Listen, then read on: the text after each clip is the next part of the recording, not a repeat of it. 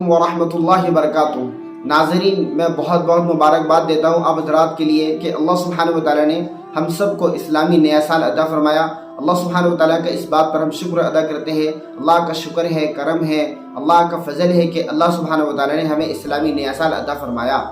جب اسلامی سال ہو اور محرم کا چاند نظر آ جائے تو ہمیں چاہیے کہ ہم چاند کو دیکھنے کی جو دعا ہے وہ پڑھ لیں، یا کم از کم نئے سال کی دعا ہم پڑھ لیں۔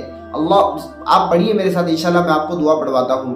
اللہم اہلہ علینا بالامن والایمان والسلامتی والاسلام ربی وربک اللہ۔ آئیے اس کا ترجمہ بھی ہم سن لیتے ہیں، یعنی یا اللہ، اے اللہ، یہ چاند ہمارے لیے امن و امان اور سلامتی اور اسلام کا چاند ہو۔ اے چاند، تیرا رب اور میرا رب اللہ ہے۔ اس مہینے کے اندر ہمیں کیا کرنا چاہیے، اس مہینے کے خاص معمولات کیا ہے، اس کی طرف ہم نظر ڈالتے ہیں تاکہ اس مہینے کے اندر یہ معمولات ہم کریں اور زیادہ سے زیادہ ثواب ہم لینے والے بن جائیں، اس لیے کہ محرم کا مہینہ بہت زیادہ فضیلتوں کا حامل ہے۔ اس مہینے کے اندر بہت سارے واقعات، اسلامی واقعات اور بہت ساری قربانیاں صحابہ کرام کی، حضرت امام حضرت حسین رضی اللہ تعالی عنہ کی جو قربانی ہے ہمیں یاد کرنا چاہیے۔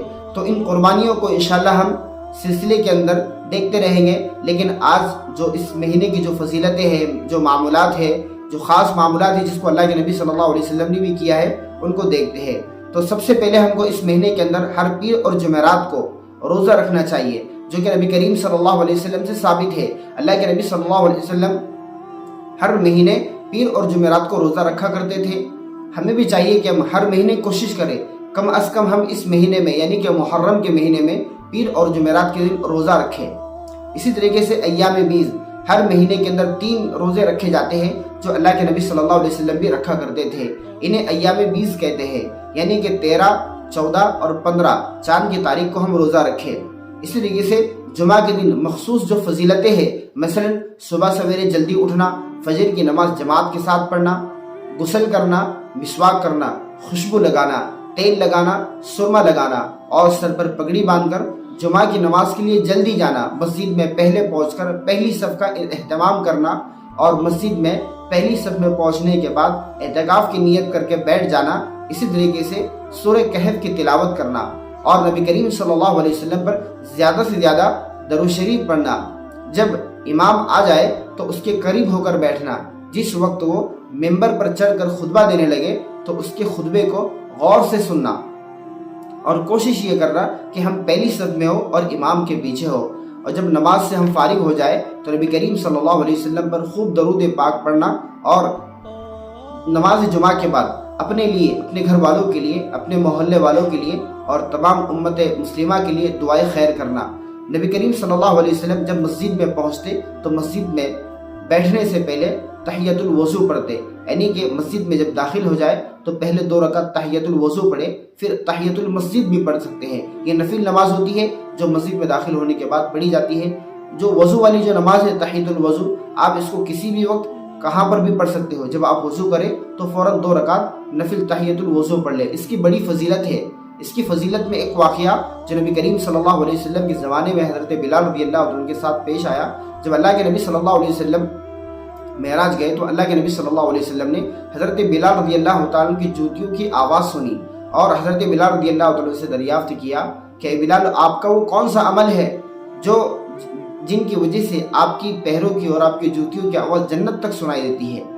حضرت بلال رضی اللہ عنہ نے کہا کہ اللہ کے نبی صلی اللہ علیہ وسلم، میں جب بھی وضو کرتا ہوں تو 2 رکعت تحیۃ الوضو ضرور پڑھ لیتا ہوں۔ دیکھیے کتنا اونچا اور کتنا فضیلت والا عمل ہے کہ 2 رکعت جب ہم وضو کریں تو 2 رکعت نماز پڑھ لیں۔ اسی طریقے سے محرم کا جو مہینہ ہے، اس مہینے کے اندر خاص الخاص عمل، سب سے بہترین عمل یہ ہے کہ ہم اس محرم کے روزے رکھیں، یوم عاشورہ کے روزے رکھیں۔ اللہ کے نبی صلی اللہ علیہ وسلم جب مدینہ تشریف لے گئے تو وہاں یہودیوں کو دیکھا کہ وہ محرم کا 10 محرم کا روزہ رکھا کرتے تھے۔ اللہ کے نبی صلی اللہ علیہ وسلم نے یہودیوں کی مخالفت کرتے ہوئے اللہ کے نبی صلی اللہ علیہ وسلم نے ارشاد فرمایا کہ ہم 10 محرم روزہ رکھیں یا 11 محرم روزہ رکھیں۔ یہ 3 دن ایسے ہیں جن کے اندر ہم کو یوم عاشورہ کا روزہ رکھنا ہے۔ عاشورہ کا روزہ جو ہوتا ہے وہ 10 محرم کو ہوتا ہے، لیکن یہودیوں کی مخالفت میں ہم کو 9-10 محرم یا 10-11 محرم میں روزہ رکھنا ہے۔ इसी तरीके से हमको इस महीने के अंदर खूब अल्लाह सुब्हानहू व तआला से दुआ मांगनी है, अल्लाह सुब्हानहू व तआला से तौबा और इस्तिग़फ़ार करनी है, कुरान करीम की तिलावत करनी है और नमाज़ों का बहुत ज़्यादा अहतमाम करना है।